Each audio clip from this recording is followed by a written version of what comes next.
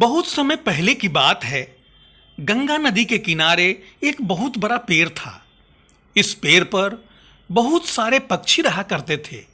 एक दिन एक बूढ़ा गिद्ध वहां आया और पक्षियों से बोला, क्या वह इस वृक्ष के खोल में रह सकता है?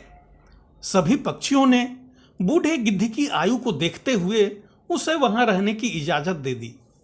वे अपने हिस्से के भोजन में से भी कुछ भोजन उसे खाने को दे देते। बूढ़े गिद्ध को यह देखकर बहुत अच्छा लगा। वह मन ही मन सोचता, ये पक्षी कितने दयालु हैं। अतः जब वे अपने बच्चों के लिए भोजन की तलाश करने जाया करेंगे तो मैं पीछे से इनके बच्चों की रक्षा किया करूंगा। उस दिन के बाद से गिद्ध ने उनके बच्चों की रक्षा करना शुरू कर दी। सभी मिलजुल कर हंसी खुशी रहने लगे। एक दिन एक बिल्ली वहां से गुजरी। उसने उस पेड़ पर नन्हे पक्षियों के चहचहाने की आवाजें सुनी। उसने सोचा उसे यहां कुछ छोटे व ताजा पक्षियों के बच्चे खाने को मिल सकते हैं।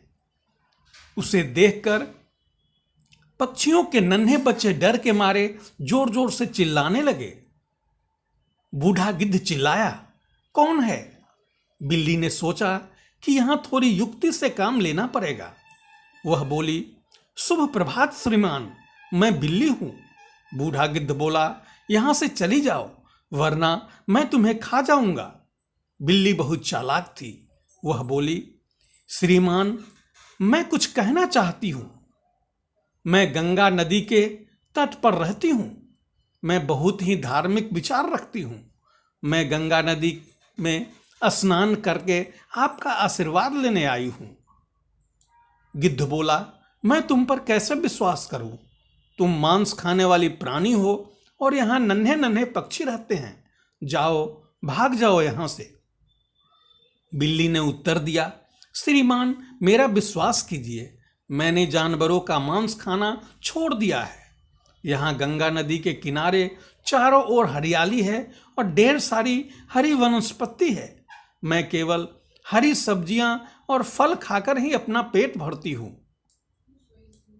बूढ़ा गिद्ध उसकी बातों में आ गया।